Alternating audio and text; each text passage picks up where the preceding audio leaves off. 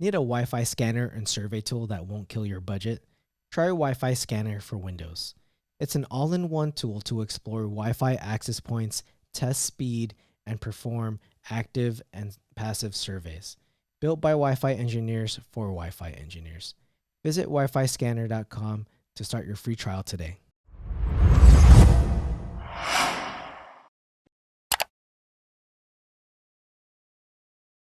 Hi, guys. Welcome to a brand new episode of the Clear to Send podcast. This is Francois, and I'm here with Rowell. Hey, Rowell, how are you?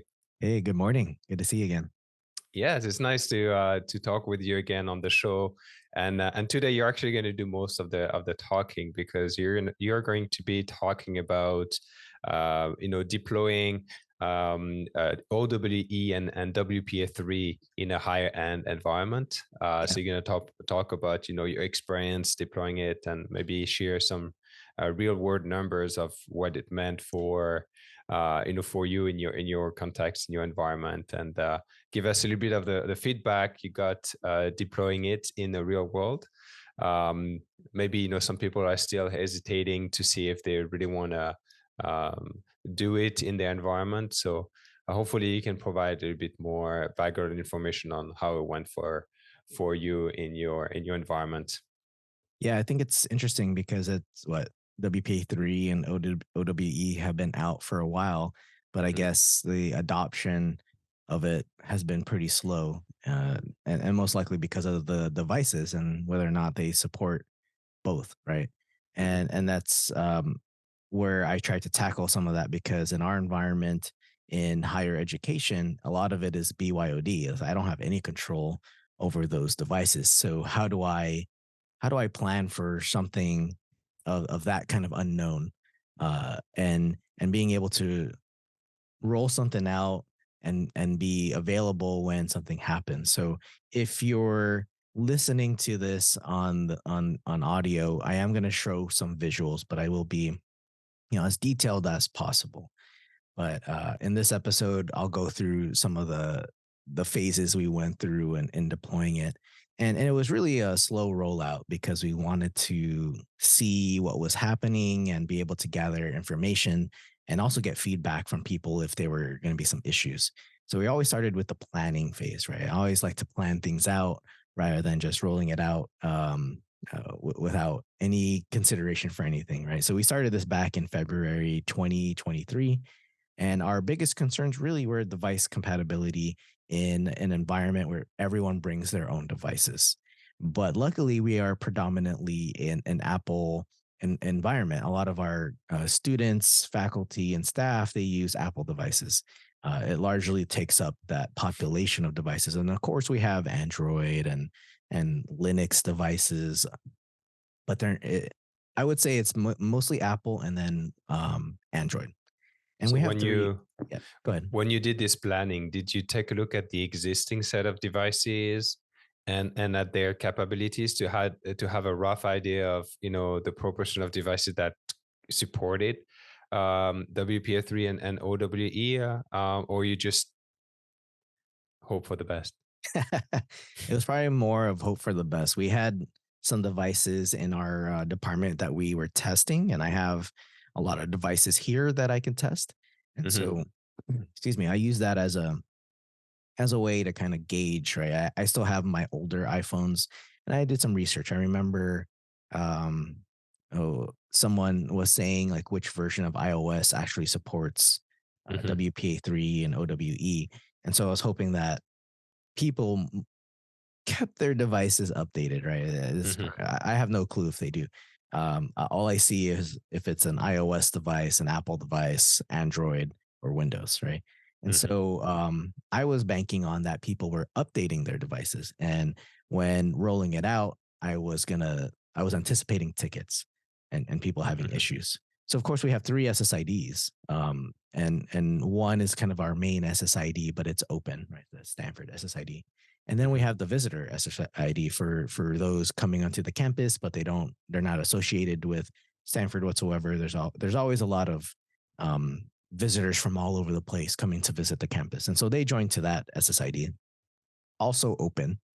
And then we have Eduroam, which For many of you who have worked at educational institutions, you may have Eduroam at yours. So if you go to a location where you've joined to Eduroam and you go visit our campus, you will automatically join to that SSID. So that one's 802.1x.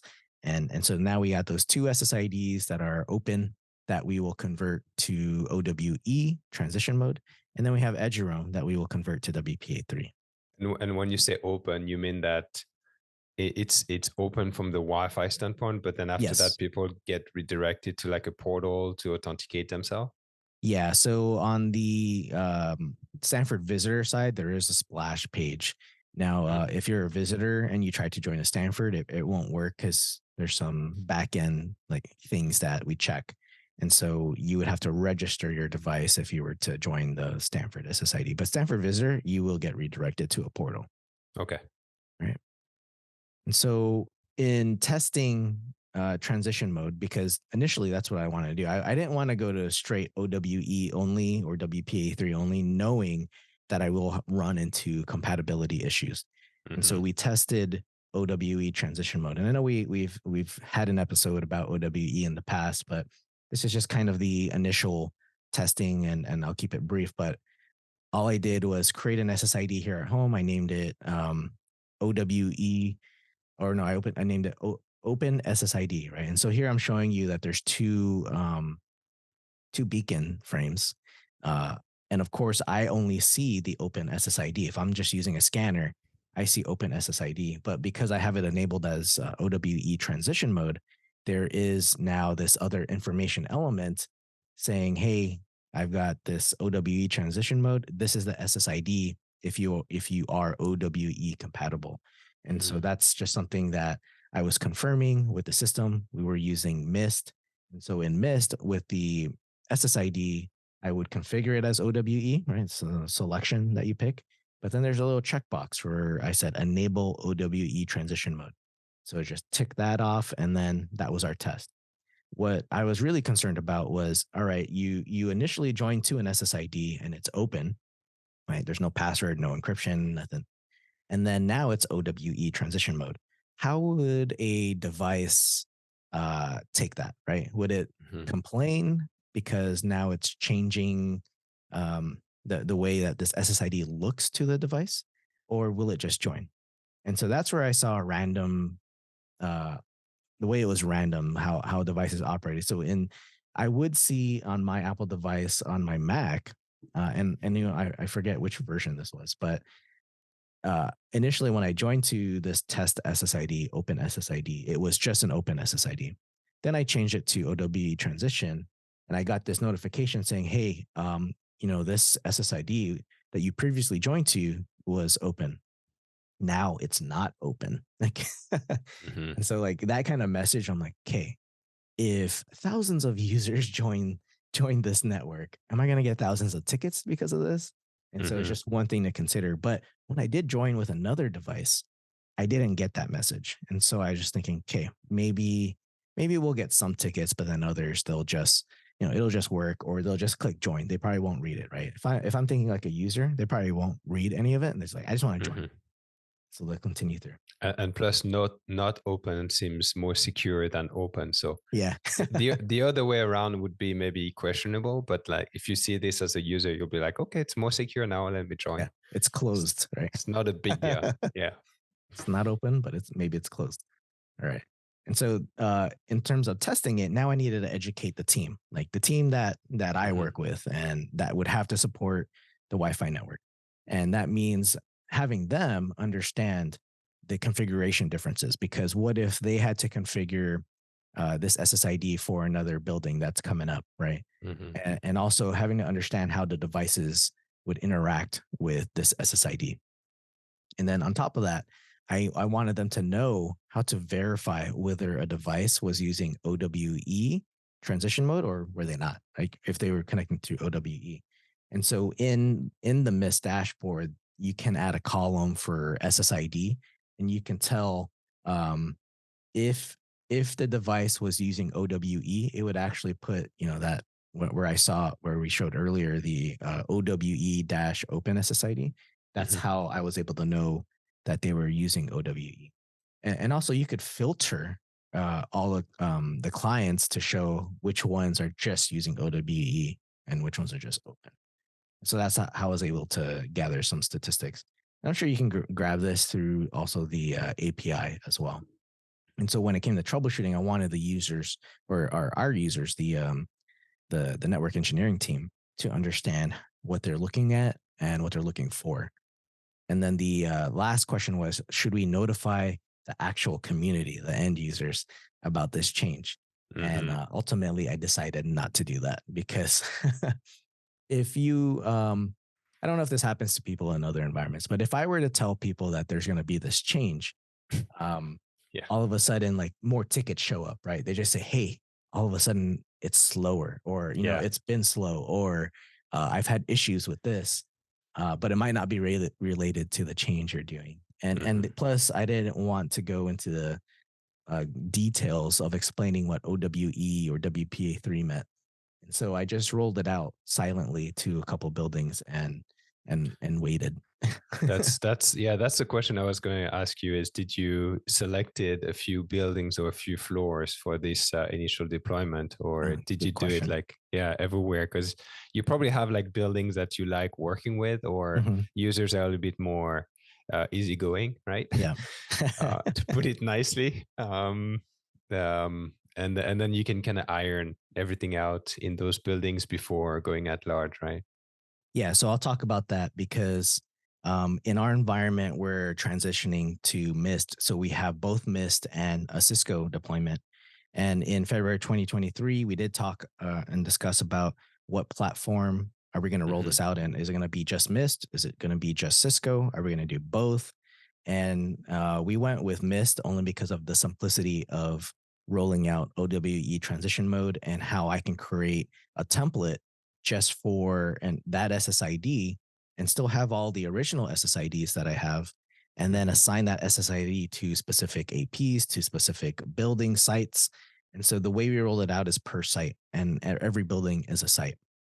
And the reason why we did that is I didn't want to do it per floor and then have people join to maybe an AP in the floor above, or they're roaming between floors. And I didn't want those kinds of issues. So we limit this to a per building thing on a Mist platform. So because we still have predominantly Cisco access points, rolling it on Mist is a much smaller proof of concept. So in March, then we did the lab testing that I was showing you, frame captures, device characteristics, like what does that all look like? And then in April, that's when we actually rolled it out into one building. And then near the end of April, we did a second building. And we just did it for Stanford and Stanford Visitor at first. So just doing OWE transition mode, but we did not use 6 gigahertz. And the reason why I didn't do 6 gigahertz is for a number of things. Either, so we're using AP45s with Mist, but the switches were not upgraded. So if I were to enable the 6 gigahertz radio and still have the other radios enabled, we'd have some PoE issues. Yeah. And so I disabled that. And then that pilot testing actually went pretty well. I think I had one complaint because we did have 6 gigahertz enabled in the very beginning. And that was mainly a 6 gigahertz issue, not an issue with OWE at this point. Wow. And so as we rolled it out with, we can talk about that on another episode.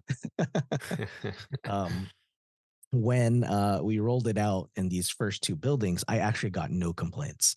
I would see people start connecting to OWE, but slowly people, it would be a mix. So even devices that supported OWE, they wouldn't use OWE. And why? I just don't know, right? The device just decided that it wanted to not use OWE. That's weird. Yeah. Like I would see like Apple devices. So the other thing I couldn't see is like, I didn't know which device that was. So I couldn't go and find it and be like, hey, let me look at your device. It's possible that that device wasn't updated to the iOS version that supported OWE. So that's just what I was thinking. And then in May this year, we expanded that rollout, and then we enabled WPA3 transition mode on Eduroam, added a couple more buildings. But then I realized when I was looking at the client statistics for Eduroam that they were all just using WPA3. I wasn't seeing any. We'll be right back to the episode. Do you need a tool that offers seamless Wi-Fi analysis and troubleshooting? Look no further to Wi-Fi Scanner for Windows. It's a versatile 3-in-1 tool. Discover Wi-Fi access points with ease, assess speed and performance accurately, and conduct detailed active and passive Wi-Fi surveys seamlessly. It works perfectly with the internal card of your Windows device. The Wi-Fi Scanner Copilot feature is ready to troubleshoot common issues related to connectivity, performance, security, and configurations. Broaden your reach by analyzing remote networks with Optify and WLAN PI integration. Dive into beacon information or delve deeper by opening wireless PCAP files. Visit wifiscanner.com and download a free trial today. Them like in a transition. And so I just said, hey, why don't we just do WPA3 only on EduRoam? And that's what we did. And so as of October, and this presentation was actually supposed to be a 10 talk at WLPC Prague, but I wasn't able to attend in the end. But we have 8 buildings now with OWE transition mode and WPA3 only. And so far, no tickets about, hey, I can't connect to this SSID whatsoever. I can't see it, or I'm having problems. Like there haven't been any tickets like that. So it's kind of impressive. How many users would you say, like how many daily users would you have in these 8 buildings? Yeah, so I didn't do a daily count, but I did do, actually, I'll get to that. Okay. Let me talk about some troubleshooting, right? So no one reported an issue, nothing related to WPA3 or OWE. I had one client in the first building we were testing an Apple device that was on 6 gigahertz, but it kept going between 6 and 5. And it just kept jumping between the two, like constantly. And apparently in Mac OS, if you go to the SSID, you can turn off 6E. And so they thought initially it was, and this was the network engineering team, they thought it was because I rolled out WPA3 and OWE. And so they were saying, hey, we're having compatibility issues with Mac. It might be more widespread. And when I dug into it, I was like, it's not. It's Wi-Fi 6E that's causing the problem. And so we found that you can disable Wi-Fi 6E on the Mac. And so once he did that, he never had an issue. So he was connecting to OWE and had no more problems after that. So that's just on something. 5 gigahertz? Yeah, on 5 gigahertz. Mm-hmm. And so that just kind of goes into a whole different discussion around 6 gigahertz and coverage, AP placement, all that, right? Because maybe it's a driver issue too. Right? It could be a driver issue. I have to look back at my notes to see if it was more of a coverage issue. And I want to, if I remember correctly, I don't think it was a coverage issue. I just think it kept jumping back and forth. Mm-hmm. And then talking about devices, I didn't do a daily count. So I took this data on October 16th across the 5 buildings. And these are not super large buildings because I was picking buildings with smaller user counts and some that don't have like, quote unquote VIP users. Mm-hmm. So we're looking at a total count of 2,585 clients. And of that, you can see that 734 clients were using WPA3 and 813 were using OWE. So the rest will be what? Open? Neither. Yeah, just open. Mm-hmm. Yeah, just open actually, because EduRoam was just WPA3 only at this time. Okay, so this kind of confirms that WPA3 Enterprise is working really well. Yeah. So if you have EduRoam, it's like a no-brainer. You can go ahead, pretty much. Mm-hmm. And that's kind of like the message we've heard at WLPC as well. A couple of guys from other universities presented and in Europe, and they had the same kind of feedback. No real problem. OWE, it's interesting because this is the one we're seeing more problem with. And in your case, you didn't really see any user problems, but more the device just not choosing to use OWE and just preferring just regular open. So yeah, it's and I know that we have a lot of devices that are either old or or they're just more IoT type devices. So we have a lot of devices with next to the meeting rooms that kind of show you. It's like a tablet that kind of show you what meeting's coming up next. And I'm pretty sure those devices don't support OWE at all. And outside of this campus environment, I did run into an issue where so like doing WPA3 only, there was like meeting room devices that couldn't connect to the Wi-Fi at all. Even they just couldn't connect. So we have a lot of those types of devices too, like Zoom rooms, like those little Zoom tablets in the room. I don't think, depending on the version you have or the hardware, those don't connect to WPA3, and so they probably wouldn't connect to OWE. And what about 6 gigahertz? Did you enable it at one point? I enabled it in one building, the first rollout building, but then disabled it. Actually, is it enabled now? It might be enabled now, but initially we disabled it because of I had a couple of users who had a poor user experience because they one kept bouncing between frequencies, 6 or 5, and then one that would always just connect to 6, even though the signal was kind of low, like -74. And even though the 5 gigahertz was stronger. And so I disabled it at that point because I was focusing more on the security protocol than the frequency. And plus we needed to update our switch. Our switch didn't have enough PoE for all APs to run 6 gigahertz, right? We would get a little warning indicator saying, hey, insufficient PoE. So the 4x4 AP becomes now a 2x2. It would still work, but I just don't like seeing all those alerts on the dashboard. Yeah, I actually had the exact same issue in my house, and I ended up disabling the 2.4 radio on that AP, and then I added a little wall-mounted AP with just 2.4. Yeah, it's like our environment. I cannot disable 2.4 completely. I can disable it on some APs, and then that's more of a guess, right? I don't know where exactly 2.4 is going to be required. And so sometimes we do get a ticket where it's like, hey, I can't get signal off this device that's plugged into the back of a TV. And it's like, oh, okay, well, that AP in that room has 2.4 disabled. Let me enable it. So, and a long time ago, I disabled 2.4 for fun. I just like blanket, like turned off 2.4, and I had a lot of tickets saying, hey, I can't connect. So there's still a lot of 2.4 only devices. It's not dead. Yeah, you're right. Okay, and it'll be the same for 5. So even though we got 6 gigahertz, like in 10 years, you mean? Maybe more. 5 will become the new 2.4. It's kind of true. If you look at the the personal network you can start with your phone when you do hotspots. Now they use 5 gigahertz. Back in the day, they used to use 2.4. And it's the same thing with everything. So it's kind of like slowly shifting to 5 gigahertz. It is, yeah. And we're seeing it, right? We're seeing a lot of devices, but we're trying to educate people on buying more newer devices that can support OWE or WPA3. But that requires speaking to the vendors too. And a lot of these people are just buying devices that just fit their requirement. They're not necessarily looking for devices that support a certain protocol.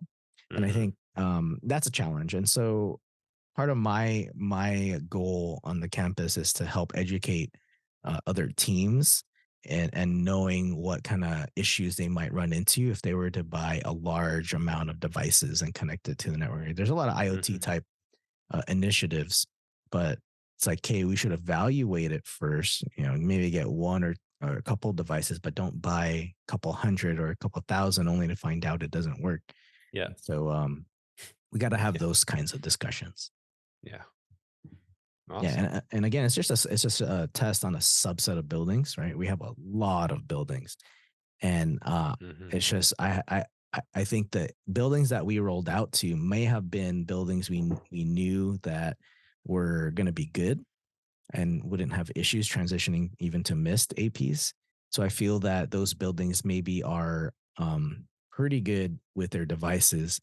And so as we roll out new buildings, I'm going to start slowly doing the same test and really keeping an eye on those buildings, especially like School of Medicine type buildings. They have a lot of the IoT devices that temperature probes and all that go on Wi-Fi. Like I don't know how those will react, and I don't want to ruin someone's research. Right? Maybe you should, for the next building, maybe you should pick the building that you think is the worst and see how it goes. Because if it goes well, then you can roll out everywhere. Yeah. If it doesn't go well, though. So for those buildings, I would notify the users, right? Like, hey, we're going to enable a new protocol, but since I don't know what your devices are, they might have a problem. So I'll make the change, check it. And it's interesting with Mist because I can make that change instantly, right? Even during the day without having to reboot a bunch of devices. And so when I did have to make a change, like let's say I was testing it real quick, but then we had to roll it back. It's easy to just switch the SSID that it's tied to on a site. So I had this is one issue we had in the beginning. So the initial building that we're testing, it's mainly the network engineering team. And I was like, well, these guys can handle changes, right? It's Wi-Fi. Most of them like to be connected wired anyways. I would just make that change and then be like, let me just see what people say. And then I let it run for a week. And then over time, I went to go check the stats. And I'm like, that's weird. No one's ever connecting to OWE or WPA3 anymore. So I started digging into it. And it turned out somebody had changed the SSID. They removed my SSID and put back the other one. And then because you can see the audit log, I saw who did it. And I was like, hey, why did you change it? And that's when I found out that it was a user, that issue I was telling you about. They said, oh, we had a user complain that they couldn't connect because of the OWE and WPA3. And so I said, well, did you verify that? And so when I looked into it, that's when I was like, oh, it's the 6 gigahertz. So just disable 6 gigahertz. That's interesting. That's very interesting. Yeah, it gets fun dealing with the team sometimes. So that's why I say educate the team and let them know. So that way they don't just revert your changes. And it's interesting how things evolve also with time, security and frequency band. Like, I think that's something we're going to have to play with a lot. I'm actually working on a network right now for a customer. We designed it a few years ago for very specific requirements and specific frequency band, but we're actually looking at adjusting some of what we did because they've introduced new equipment that supports different frequency band. Also, we've redeployed new access points. So it's in a different fashion actually. So we're looking at kind of maybe dieseling 2.4 or using 5 gigahertz where we only used 2.4 before. So it's I think it's just evolving all the time. It's kind of hard to find one recipe that will work forever. That would be future proof. The future proofing can be hard at this time, right? It's like you got 1 foot in the future and 1 foot in the past. And I think when you're dealing with that, I don't know how many organizations like strictly say these are the devices we're going to use, because that would be the easiest one to change over. But given that most people just kind of bring any device now, and then you've got like your watches that are attached to the Wi-Fi network, that becomes more of an issue. And I think the takeaway here is to do the planning and the testing. But we found that WPA3 with EduRoam, WPA3 Enterprise with EduRoam isn't an issue. So that was a takeaway, huh? Yeah. And anything you want to add, Rowell? I don't know. I think what's the next step? I want to try it on the Cisco side, but given how, like with the controller and how tedious it can be to create an SSID and attach it to a new AP, you're gonna have to reboot APs and all that. Like, I don't know if I want to spend that effort, but I might. But I think the next step for us would be continue to roll it out and then do 6 gigahertz. So I may have a different discussion about what 6 gigahertz looks like on our campus, our devices using it, what's that distribution of devices to 5 or even 2.4 gigahertz.